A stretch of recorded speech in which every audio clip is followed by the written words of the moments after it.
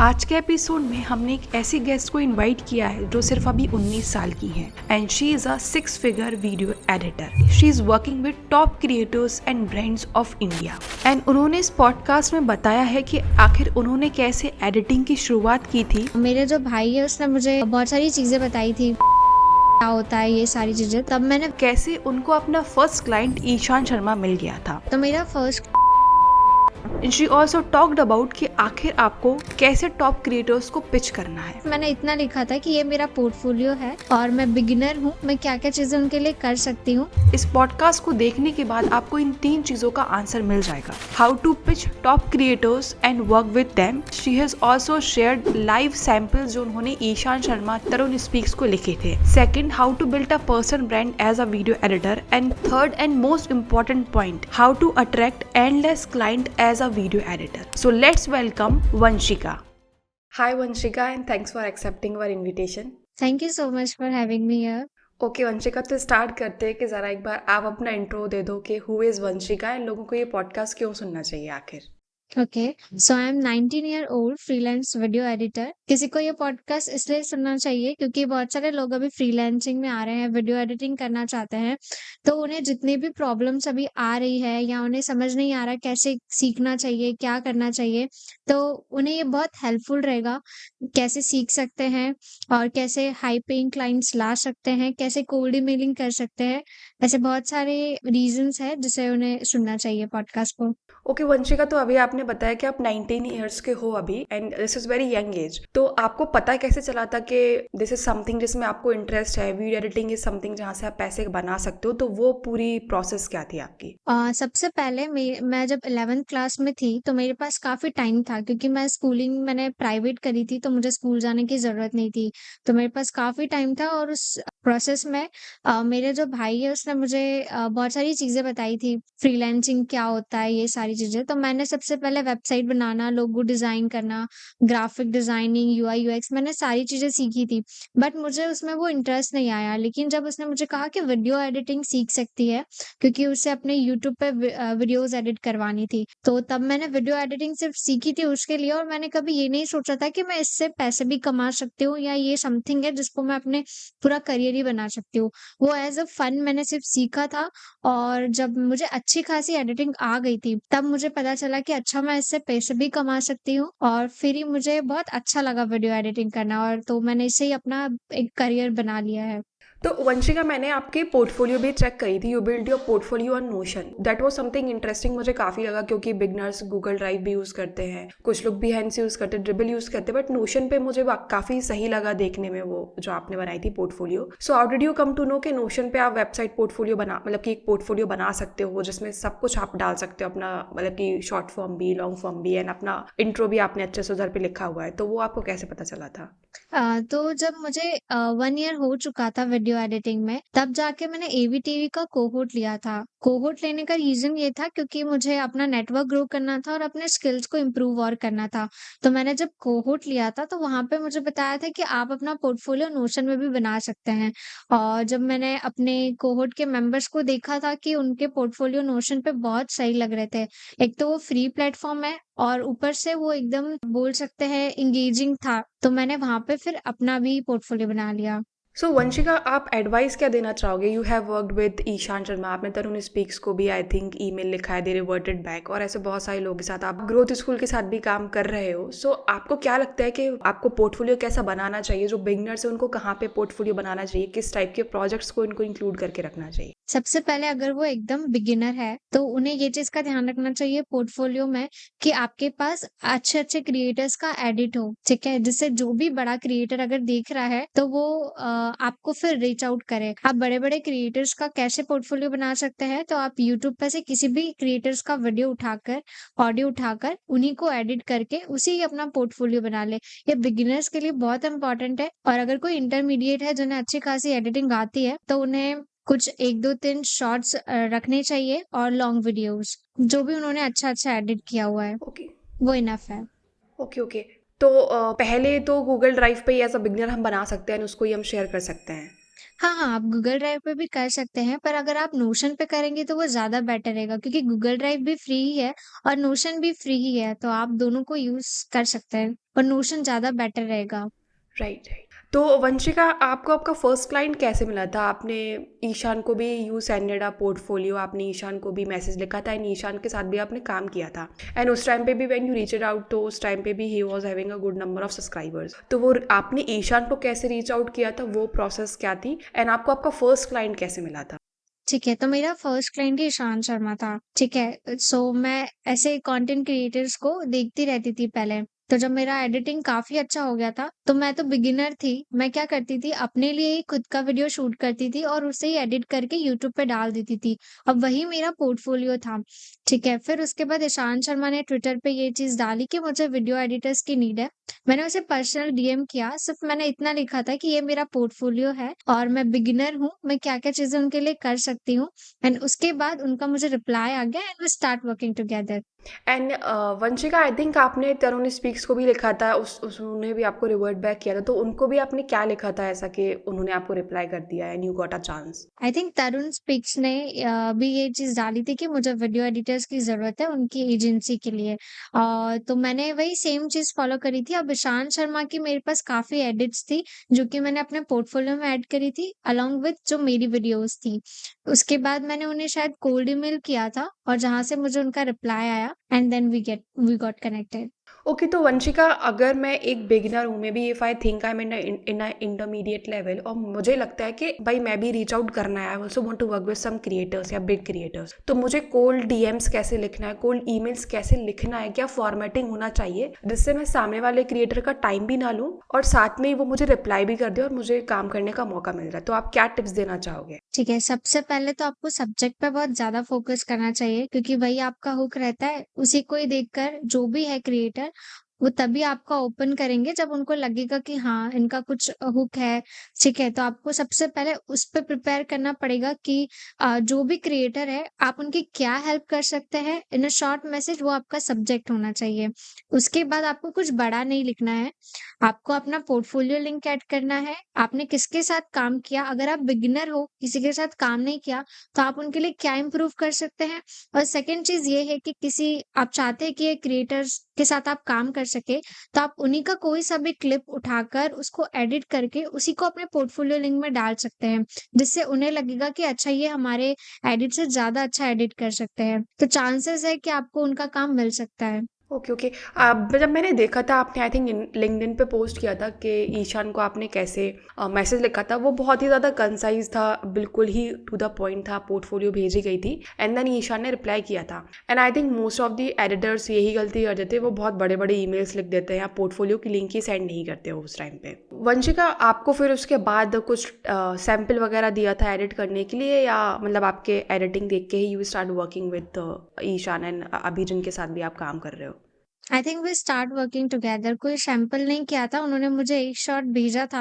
I think क्योंकि मैं तो बिगिनर थी, मुझे उस एक शॉट को एडिट करने के लिए पूरा दिन निकल गया था। मैं उनके मैनेजर के साथ मेरा कॉन्टैक्ट था, तो उन्होंने मुझे काम दिया था और मुझे उसी एडिट करने में पूरा दिन लग चुका था। एट द एंड इतना फ्रस्ट्रेटिंग काम हो चुका था कि मुझे ईशान शर्मा ने मुझे खुद कॉल करके बोला कि वंशिका ये चेंजेस है जो तुम्हें करने हैं। तो हमारा फर्स्ट ऐसा था, बट दे वर वेरी पेशेनेट, मतलब वो भी, उनमें भी बहुत पेशेंस था कि उन्होंने फिर भी मेरे साथ काम किया और उसके बाद तो फिर मैं 3-4 घंटे में उनको शॉट्स दे देती थी। Wow, great, great. आपकी इम्प्रूवमेंट काफ़ी ज़्यादा अच्छी हो गई थी। सो कोई टिप्स आप देना चाहोगे एडिटर्स के लिए, क्योंकि काफ़ी ज़्यादा ऐसे अभी बूम आया एडिटिंग में, तो बहुत सारे लोग जाना चाहते हैं, भले वो पैशनेट हों उस चीज़ के लिए, भले ही वो ना हो, तो आप उनको क्या टिप्स देना चाहोगे? सबसे पहले तो मैंने अभी बहुत देखा है क्योंकि लोगों को ऐसा लगता है कि इसमें बहुत पैसा है, ज़्यादा टाइम देना भी नहीं पड़ता और स्किल्स भी ईज़ी पीज़ी है तो मैं सीख सकता हूँ। ऐसा नहीं है, अगर आप पैशनेट हो तो ही वीडियो एडिटिंग करो बिकॉज़ इसमें टेक्निकल स्किल्स के बाद भी बहुत सारी चीज़ें हैं जो आपको ज़रूरत पड़ती है, जैसे story boarding, mood board, design, और आपको विद टाइम अपनी स्किल्स को इम्प्रूव करना रहता है। तो अगर आप पैशनेट हो तो ही वीडियो एडिटिंग में आओ। सेकंड चीज़ है कि अगर आप आ ही गए हो वीडियो एडिटिंग में, तो उसके बाद आपके आस-पास आपके कॉम्पिटिशन में वीडियोज़ कैसे एडिट की जा रही है, अभी ट्रेंड कैसा है एडिटिंग का, उसके हिसाब से आपको अपनी स्किल्स इम्प्रूव करती रहनी चाहिए। थर्ड है कि आपको डिज़ाइनिंग भी आना चाहिए। आपकी डिज़ाइनिंग पे भी उतना ही फ़ोकस करो जितना आप प्रीमियर प्रो और आफ्टर इफेक्ट्स सीखने में कर रहे हो। तो वंशिका, आपके हिसाब से बेस्ट सॉफ्टवेयर क्या लगता है आपको? क्योंकि there is a battle around on internet कि प्रीमियर प्रो ज़्यादा अच्छा है, आफ्टर इफेक्ट्स या दाविंची ज़्यादा अच्छा है। सो अकॉर्डिंग टू यू आपके हिसाब से क्या सॉफ्टवेयर अच्छा है, एंड वो सॉफ्टवेयर क्यों अच्छा है? आई थिंक बहुत सारे लोग अलग-अलग सॉफ्टवेयर यूज़ करते हैं। मेरे हिसाब से तो एडोब के ही सॉफ्टवेयर्स अच्छे हैं, क्योंकि जो हायरिंग के लिए करते हैं ना, वो भी यही पूछते हैं कि आप सॉफ्टवेयर कौन-सा यूज़ करते हैं। मोस्टली वो चाहते हैं कि आप एडोब के ही सॉफ्टवेयर यूज़ करो, तभी जाके वो आपको सिलेक्ट करते हैं। बट मेरे हिसाब से तो एडोब के सॉफ्टवेयर्स बेस्ट है।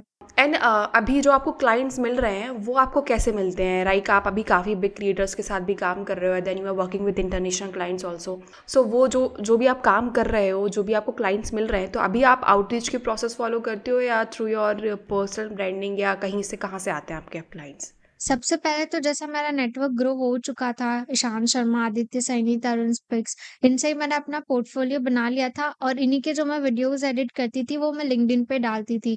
अब जो भी बाकी क्रिएटर्स होते थे, वो इस चीज़ को देखते थे या उनके मैनेजर, तो वो मुझे खुद लिंक्डइन पे रीच आउट करते थे या किसी को मैं ही खुद कोल्ड ईमेल कर देती थी। वहाँ से मेरा नेटवर्क और जाके बढ़ चुका था, तो अब मुझे किसी को आउटरीच करने की ज़रूरत नहीं पड़ती, क्योंकि लिंक्डइन पे ही मेरा एक पोर्टफोलियो बन चुका है।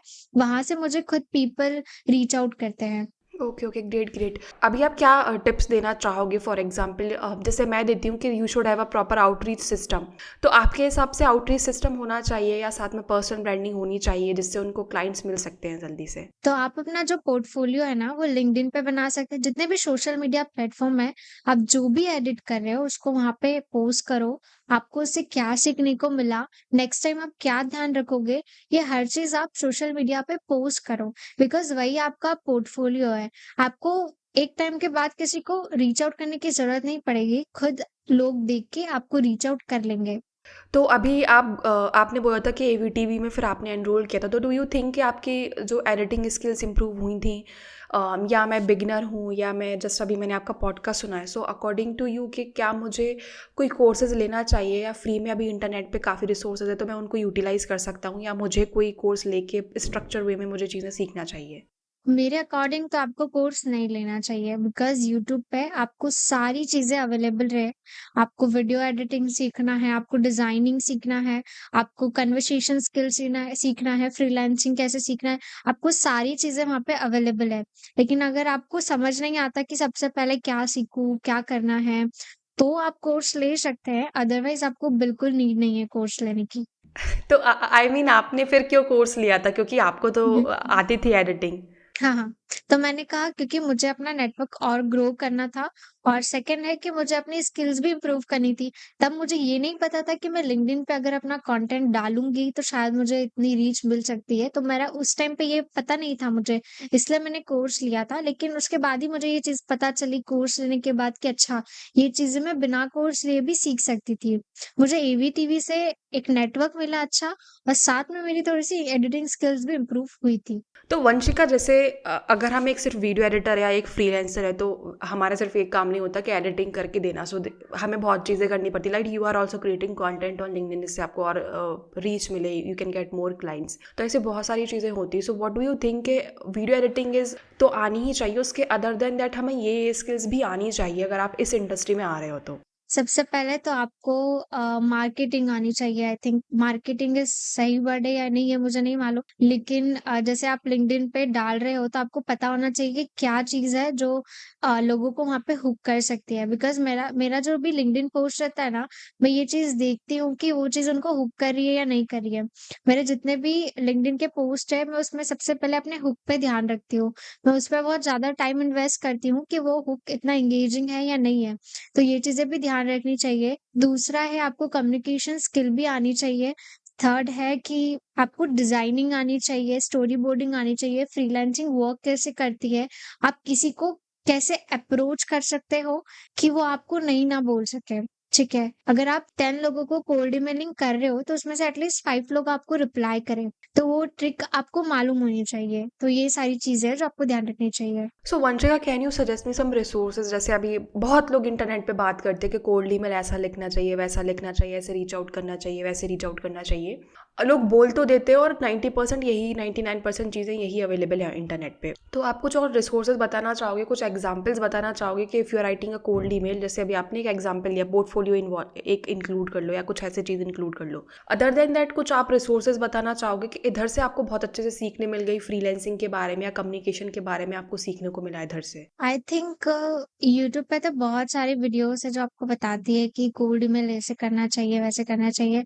आई थिंक ऐसा कोई पर्टिकुलर मैंने वीडियो देखा नहीं था जिससे मुझे पता चले कि कैसे करना चाहिए। It just a basic sense कि वो लोग इतना ईमेल पढ़ते नहीं है। I think Ankur Warikoo is the best person. I think मैंने अंकुर वारिको की 1-2 वीडियो देखी थी जिसमें उन्होंने कोल्ड ईमेल कैसे करते हैं या वो कैसे रिप्लाई करते हैं, वो चीज़ मैंने देखी थी। तो वो जितना शॉर्ट रहेगा उतना अच्छा रहेगा और जितने उसमें मेन बातें लिखी रहेगी वो उतना बेटर रहेगा। It's just that simple. आपको इससे ज़्यादा और कुछ ट्रिक करने की ज़रूरत नहीं है। आपका हुक अच्छा होना चाहिए, आपके आपके ईमेल में वो इम्पोर्टेंट बात होनी चाहिए, आप उनको क्या चीज़ प्रोवाइड कर रहे हो, आपका पोर्टफोलियो होना चाहिए and that's it. I think internet पे ना काफ़ी इन्फॉर्मेशन अवेलेबल है, लेकिन लोग उसको यूटिलाइज नहीं करते। जैसे मुझे अभी जो ईमेल्स आते हैं ना, मैं भी चैट जीपीटी का बहुत यूज़ करती हूँ। मैं ऐसे कोई भाबादम के ज़माने में से नहीं हूँ। तो क्या होता है कि चैट जीपीटी पे जैसे आप लिखोगे ना कि मुझे इस इंसान को कोल्ड ईमेल लिखना है, गिव, और मुझे इस चीज़ के लिए लिखना है, गिव अ प्रॉपर स्ट्रक्चर। तो उसमें होता है ना, हाय यूट्यूबर का नेम आता है वो चैट जीपीटी लिख के देता है यूट्यूबर नेम, उसके बाद लिखना कि I am interested in editing your video, ये चीज़ है। तो लोग बाग क्या उसको भी नहीं पढ़ते हैं कि वो यूट्यूबर नेम में मेरा नेम डाल दे, वो उसको कॉपी पेस्ट कर देते हैं। तो मुझे दिख जाता है कि चैट जीपीटी का है। तो मतलब काफ़ी इतना बड़ा बड़ा लेंदी लिख देते हैं और काफ़ी यूट्यूब पे अवेलेबल है। जो आपने अभी वीडियोस बोली ना अंकुर वारिको की, इवन मैंने ईशान शर्मा की एक वीडियो देखी थी, आई थिंक वैभव सिसड्डी के साथ, जहाँ पे वैभव सिसड्डी ने हैक्स बताए थे कि क्या क्या आपको ईमेल्स में लिखना है। Keep the email short. 2 point. Don't put more than one link in the email because the moment you do that, it will probably go to promotions or spam box.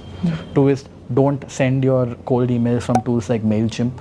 Please don't. And follow-ups कैसे करना, मुझे follow-ups के बारे में पता ही नहीं था कि फॉलोअप्स कुछ होते हैं, फॉलो बैक कुछ करना पड़ता है। तब फिर मुझे उधर से वो पॉडकास्ट सुन के मुझे आया था कि अच्छा ऐसे लिखे जाती है ईमेल्स, मैं ये चीज़ें भी कर सकती हूँ। देन ट्रायल एंड एरर से तो सब कुछ हो ही जाता है। हाँ, तो चैट जीपीटी का यूज़ तो सभी करते हैं, इवन मैं भी करती हूँ जब भी मुझे कोल्ड ईमेल लिखना होता है या किसी को रीच आउट करना होता है। बट आप चैट जीपीटी को सिर्फ ये नहीं बोल सकते कि मुझे कोल्ड ईमेल इस पर्सन को लिखना है तो मुझे आप लिख के दे दो। आपको चैट जीपीटी को भी ये सारी चीज़ें बतानी पड़ेगी कि मुझे इस पर्सन को लिखना है, मुझे ये हुक रखना है, मुझे ये बातें इम्पोर्टेंट है, आप मुझे इतना छोटा लिख के दो। ये सारी चीज़ें आपको बतानी पड़ती है, तभी जाके आप को मिल सकता है। क्योंकि अभी तो क्या होता है, कोई भी बस लिख देता है मुझे कोल्ड ईमेल के लिए एक टेम्पलेट बना दो, वो बनाते हैं और वो कॉपी पेस्ट कर देते हैं। इससे आपको क्लाइंट नहीं मिलेगा क्योंकि वो पता चल ही जाता है कि ये चैट जीपीटी का लिखा हुआ है। ये चीज़ ध्यान रखना है। इवन मैंने एक चीज़ ये चीज़ भी देखी है कि जो लोग बाग बोलते हैं ना, चैट जीपीटी का कंटेंट जो लिंक्डइन पे भी लिखा जाता है ना, वो भी आराम से कोई भी इंसान आइडेंटिफाई कर सकता है कि वो ह्यूमन टच नहीं है, वो चैट जीपीटी से लिखा गया है वो कंटेंट। आपको चैट जीपीटी को भी वो ह्यूमन टच देना पड़ेगा, उन्हें वो चीज़ बतानी पड़ेगी कि मुझे राइट। ये चीज़ चाहिए, तभी जाके वो आपको वैसा चीज़ प्रोवाइड कर पाएँगे। थोड़ा-सा माइंड तो आपको यूज़ राइट करना राइट। पड़ेगा।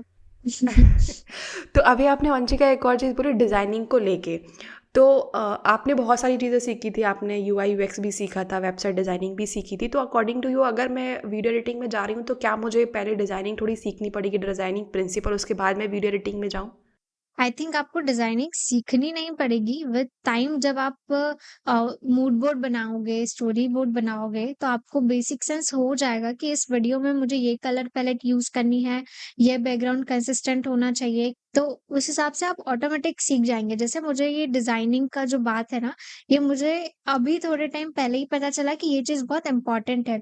जब मैं पिंटरेस्ट पे सर्च करती हूँ कि college art animation, motion graphic animation, तो मैं उसको एज़ अ रेफरेंस लेके अब एडिट करने लगी हूँ, तब जाके मुझे पता चला कि डिज़ाइनिंग कितनी इम्पोर्टेंट है।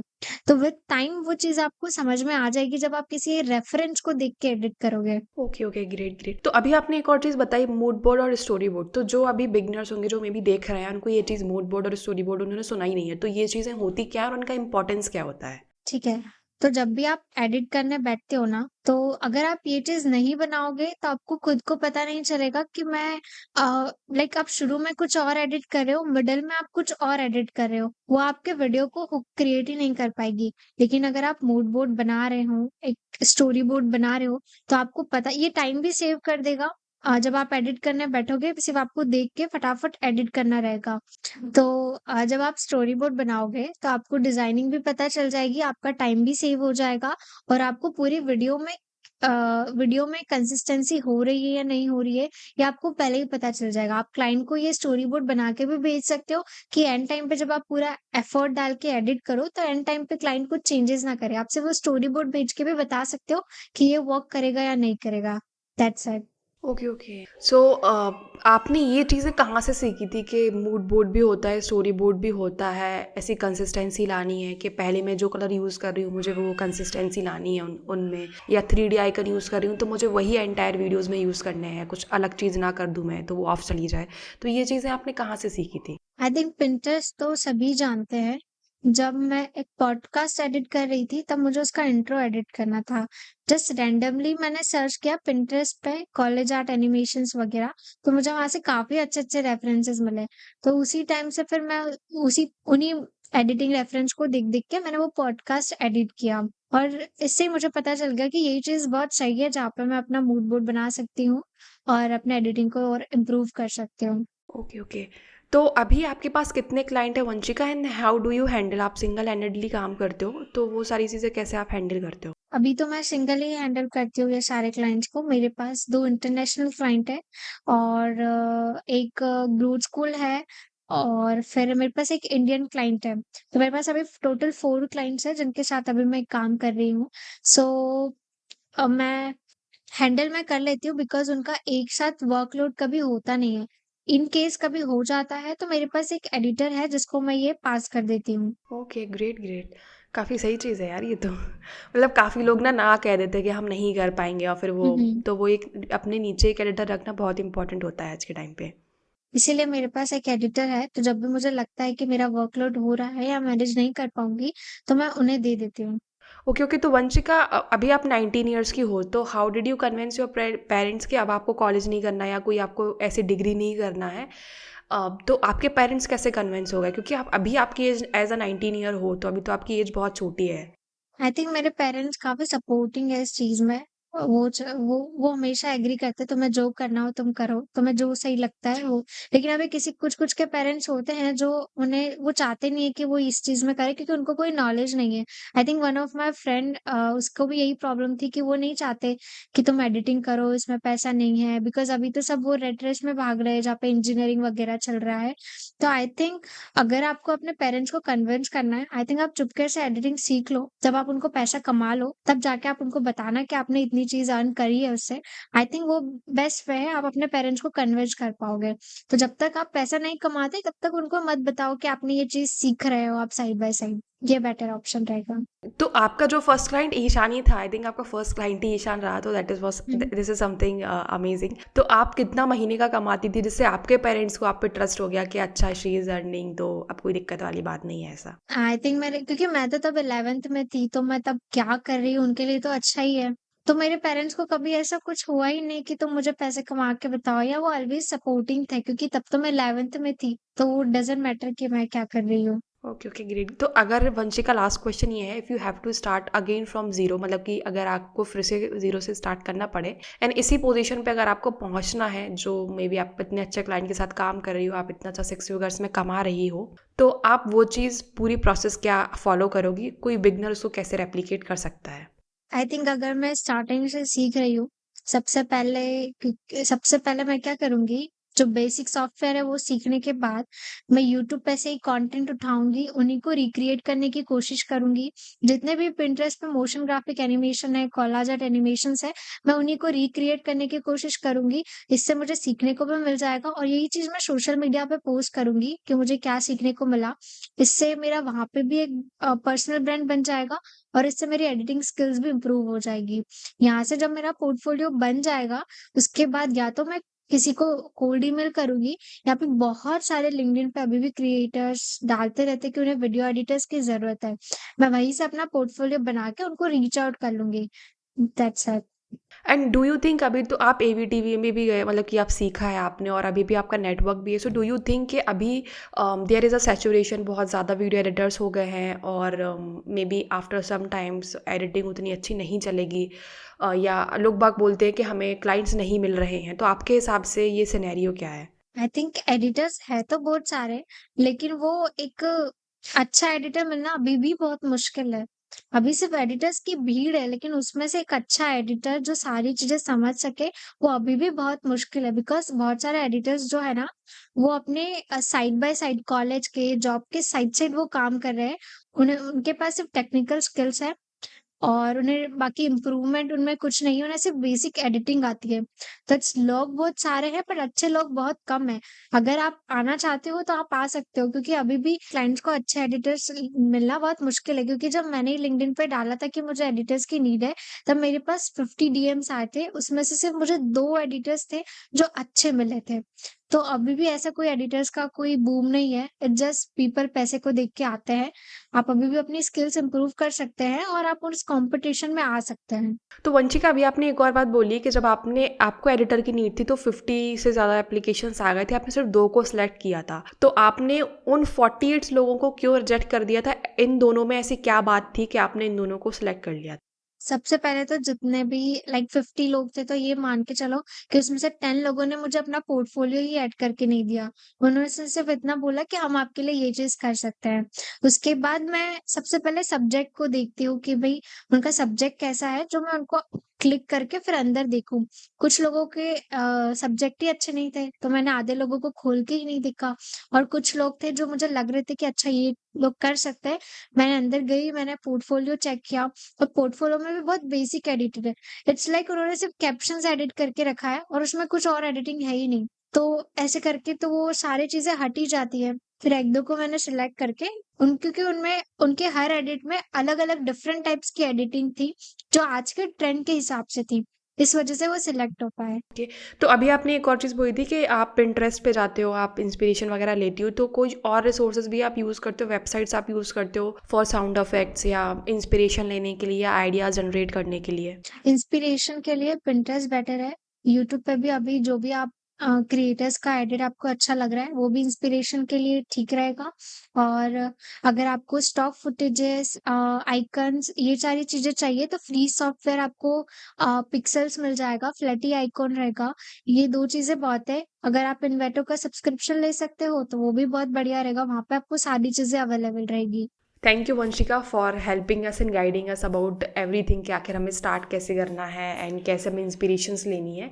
आई होप हम फिर से मिलेंगे एंड फिर से जल्दी एक पॉडकास्ट शूट करेंगे। या thank you so much for having me here. I think जो भी लोग ये वीडियो देख रहे हैं, उन्हें जो भी क्वेश्चंस थे उनके आंसर्स उन्हें मिल गए हो। And thank you so much for having me. Hello, thanks for watching this video till the end. I have a special surprise for you all. I know आप एक फ्रीलांसर हैं who might be struggling कि आखिर कैसे high ticket client close कर सकते हैं, आखिर कैसे पोर्टफोलियो बनाना है, आखिर कैसे उनसे बात करनी रहती है, how to go on a sales call. तो ऐसी बहुत सारे जो आपके डाउट्स हैं, I am here to clear them out. I am providing a 1-on-1 consultation call for you all, जहाँ पे जाके आप बुक कर सकते हैं। उसकी लिंक आपको डिस्क्रिप्शन बॉक्स में मिल जाएगी। जैसे ही आप पेज पे लैंड करेंगे, आपको मिल जाएगा complete road map for freelancer. अगर आपको अपनी प्रोफाइल ऑडिट करानी है, अगर आपको हाई टिकट क्लाइंट क्लोज करने हैं, तो भी आप इस 1-on-1 कॉल को बुक कर सकते हैं। आखिर आपको क्या मिलेगा जिससे आपको ये कॉल बुक करना चाहिए? पहली चीज तो I will be clearing all your doubts, जो भी आपके कंफ्यूजन, जो डाउट्स चल रहे हैं। मैं आपकी प्रोफाइल को ऑडिट करूंगी, क्या क्या चेंजेस होने चाहिए, I will be sharing them. मैं फ्री टेम्पलेट शेयर करूंगी, फ्री रिसोर्सेज शेयर करूंगी जो मैं खुद यूज करती हूँ। आई विल ऑल्सो शेयर कि आखिर मैंने कैसे फ्रीलांसिंग स्टार्ट की थी, what are the resources that I use, और ऐसी बहुत सारी चीजें